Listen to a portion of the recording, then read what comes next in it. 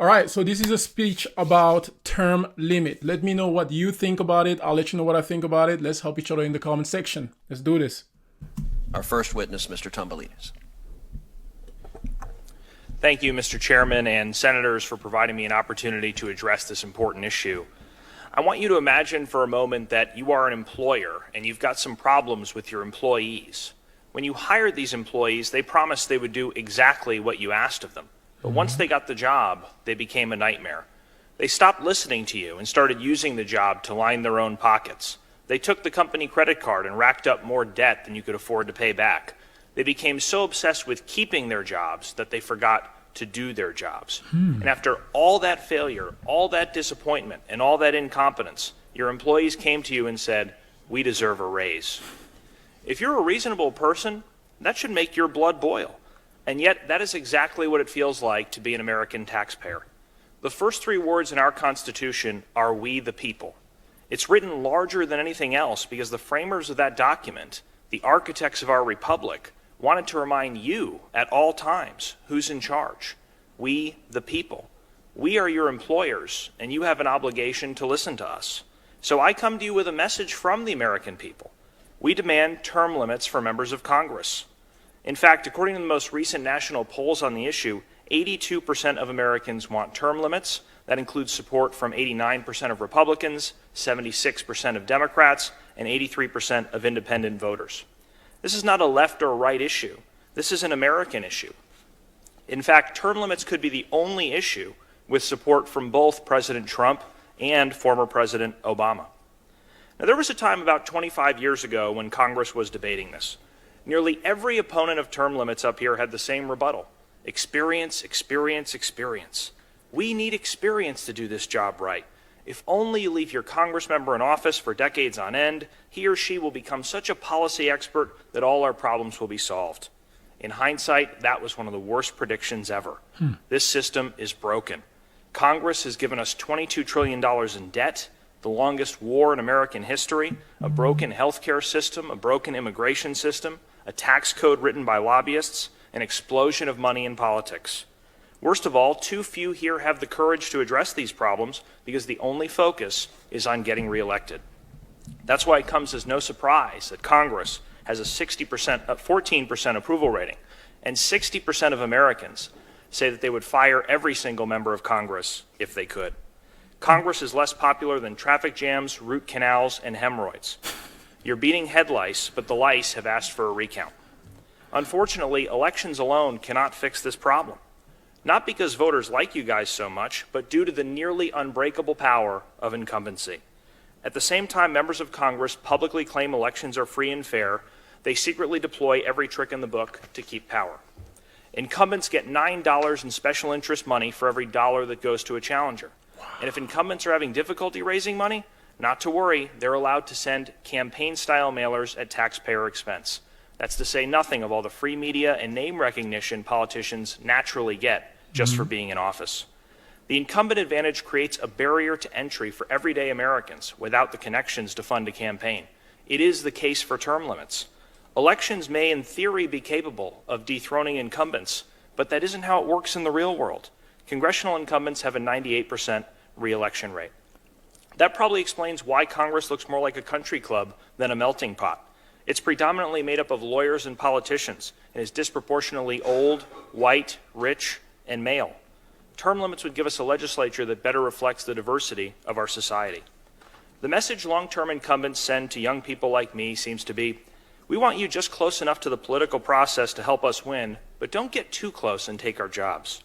The American people have lost confidence in this Congress, and for good reason. We routinely see abuses of power. 18 months ago, it was revealed that members of Congress were secretly using taxpayer money to settle lawsuits, some for sexual harassment.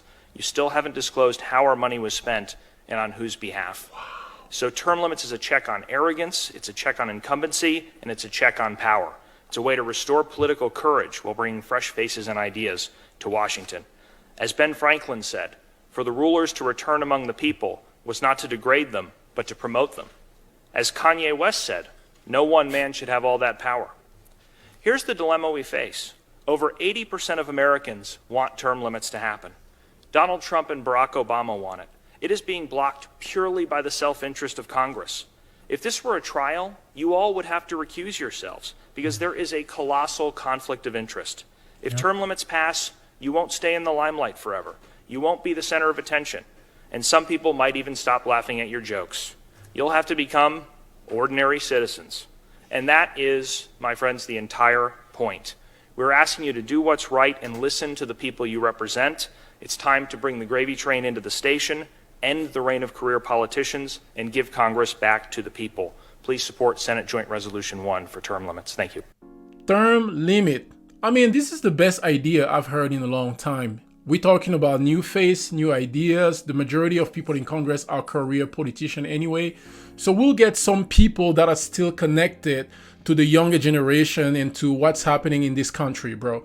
I mean, for me, it is not a bad idea. We have people like Joe Biden. He's been in politics for 47 years, 48 years. Nancy Pelosi, like what, 30, 40 years? Dianne Feinstein, 30 years or whatever. I mean, it's not a bad idea. Let me know what you think about in the comment section. Would you say yes to that or no? And please give me your reason. And I also have a report here for you on how old Congress is. I mean, look at this. This is the age in the Senate. Look at this age. Dianne Feinstein, I was just saying, 87 years old. Bro, she's 87 years old. She should be retired somewhere. Chuck Grassley, same. Richard Shelby, Patrick Leahy, bro, those people are super old. They're not supposed to be there no more. Bro, you're supposed to be retired. And here we have age of the House of Representatives. Still, Don Young, 87 years old. Eddie Bernice Johnson, 87 years old. Elsie Asting, 84 years old. Bro, those people were born in the 30s. Are you serious? You should be retired. And for anybody out there who's going to say, what about the experience? Well, we have a president. The president is there for 2 terms, so we can do the same. But let me know what you think about this. The oldest member of Congress, Don Young, 87 years old, bro.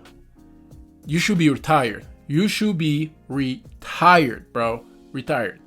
Look at this. Average age of Congress leadership. Democratic Party, 68 years old, the average age. 63 years old, Republican. And like I said, those people are super rich. Look at this. Dianne Feinstein. She is worth $87 million. And this is 2018. And you're not going to tell me that her money, her asset, and her net worth went down. 87 years old. So what, 88, not 89, 90 million dollars.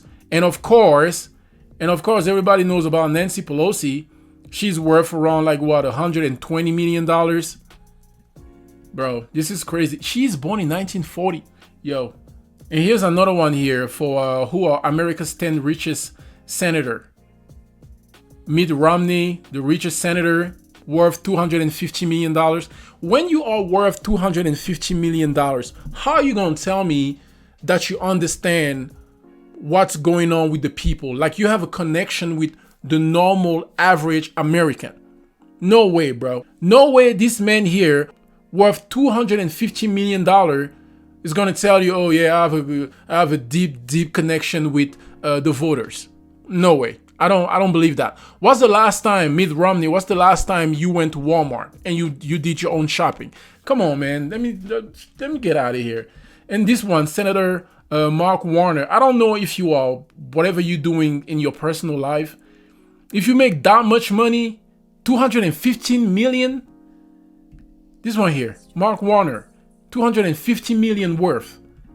And you're gonna tell me you were there and you have a connection with the American people. You know what the voters are going through, the middle class. Bro, get out of here. Get out of here. Here's the one, Dianne Feinstein, 88 million. Richard Blumenthal, 82 million. James E. Rich, your name is already Rich, 42 million. Man, let me get out of here. Let me know what you think about this video. Do you think term limit is a good idea or not? That's a good conversation. That's something we should start thinking about. Let me know what you think about in the comment section. God bless you.